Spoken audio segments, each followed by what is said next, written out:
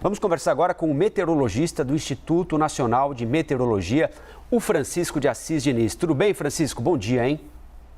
Bom dia, Rafael. Bom dia, Stephanie. Tudo bem?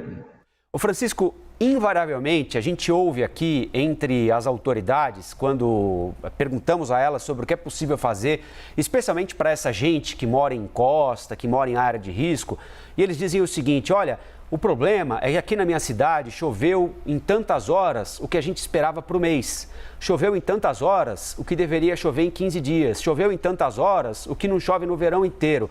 O que é um fato, não é? E nenhuma cidade, por melhor infraestrutura que tenha, consegue escapar de problemas, mas consegue diminuir o número de mortos ou até evitar mortes, né? Esse vai ser o padrão a partir de agora, Francisco? Ou seja, essas chuvas torrenciais, chover em um dia o que a gente esperava em um mês, chover em um dia o que a gente esperava em 15 dias. Esse é o novo normal por causa das mudanças climáticas, Francisco? Veja bem, como você falou antes aí, né, esse verão desse ano aqui no Brasil, né, praticamente desde o início do verão, a gente passou por adversidade meteorológica muito forte, né, com relação a esses eventos extremos.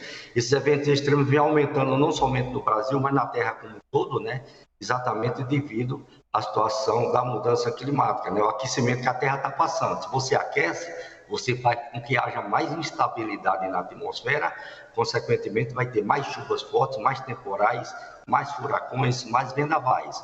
Isso realmente está acontecendo, né? E agora está acontecendo de uma maneira muito intensa que a gente volta 30, 40 anos atrás, desde quando a gente começamos a trabalhar na meteorologia, são coisas que não tinham acontecido antes.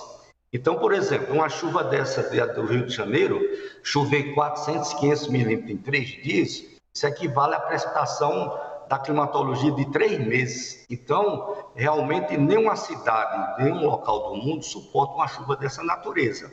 Então, por mais estrutura que se tenha, não suporta. Então, por exemplo, uma chuva de 50 milímetros em uma hora, dificilmente uma cidade no Brasil suporta uma chuva de 50 milímetros em uma hora. É uma chuva forte.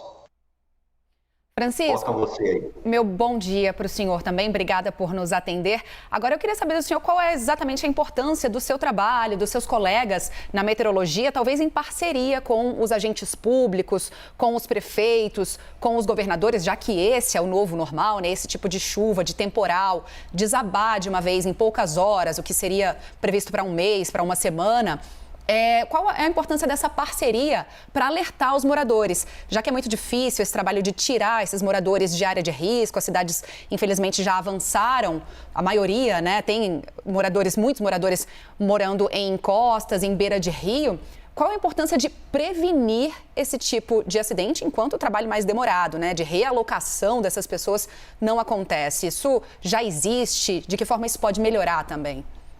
Aí são duas coisas diferentes, né? Primeiro, o papel, por exemplo, o papel da meteorologia é informar e alertar e avisar, né, sobre as condições de chuvas intensas e temporais que vão acontecer, né, previsto acontecer. Isso é feito constantemente, juntamente com a Defesa Civil, né? A Defesa Civil, por sua vez, com as Defesas Civis estaduais e municipais, que faz suas ações, né? Agora, devido a essa situação que vem aumentando muito, principalmente nos anos 2000, que tem evidenciado muito o aumento dos eventos extremos, agora cabe uma nova dimensão, vamos dizer assim, uma nova estrutura para a população de como se adaptar a essas situações. Aí isso aí é outra história diferente que vai ter que se fazer uma educação muito grande e um gasto alto governamental para enfrentar essa situação em que o mundo também está partindo para essa situação. Ou seja, a adaptação agora a questão da mudança climática, a adaptação aos eventos extremos que vem acontecendo, é outra história diferente, porque aí requer realmente uma integração muito grande de governo e população para fazer isso. E segundo ponto, vocês sabem muito bem também, né, que o Brasil tem muita área de risco. Isso é uma situação complicada também de se resolver.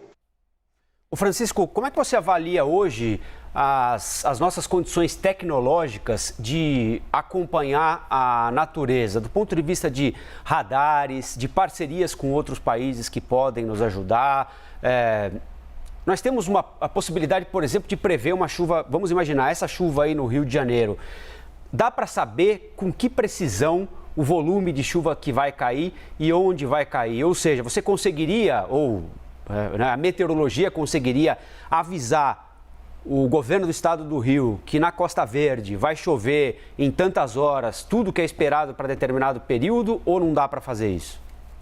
Dá para fazer isso mais ou menos assim, porque todas as vezes que aconteceram essas chuvas fortes, foi sempre alertado, né? Nós temos três tipos de alerta. Um laranja significa dizer chuva na faixa de 30, 40, 50 milímetros até um dia. Depois, o laranja, né, que vai de 50 a 80 milímetros. O amarelo, que vai de 30 a 50 milímetros em um dia. E o vermelho, quando passa de 100 milímetros. Então, nós sempre alertamos quando tem um alerta vermelho, indicando que a chuva naquela localidade ou naquela região vai passar de 100 milímetros em um dia. Então, chuva de 100 milímetros em um dia já significa dizer uma condição que que pode ter alagamento, desmoronamento de barreiras, que pode ter qualquer situação de risco, né? Porque dependendo da localidade. E esses alertas foram sempre emitidos durante todo esse período que tiveram essas chuvas fortes, todas essas localidades, tanto de São Paulo, como do Rio de Janeiro, como de Minas, como da Bahia e como do Espírito Santo também. Ou seja, né, o alerta existe e é dado com antecedência. E é evidente, exatamente, é emitido. Todos eles, a Defesa Civil recebe e ela toma suas ações toda vez com as localidades. O problema é como vai se retirar essa população, por exemplo, em um dia. É diferente lá dos Estados Unidos, né? Quando os Estados Unidos vai chegar um furacão numa localidade lá, numa região, eles tiram quase 1 milhão de pessoas em um dia da região. Mas aqui vai fazer isso como? Os nossos problemas são muitos e são graves, né? Nós conversamos com Francisco de Assis Diniz, ele é meteorologista do Instituto Nacional de Meteorologia. Francisco, muito obrigada pela sua participação. Bom dia. Ok, obrigado e um bom dia para todos. Valeu, Francisco. Bom dia.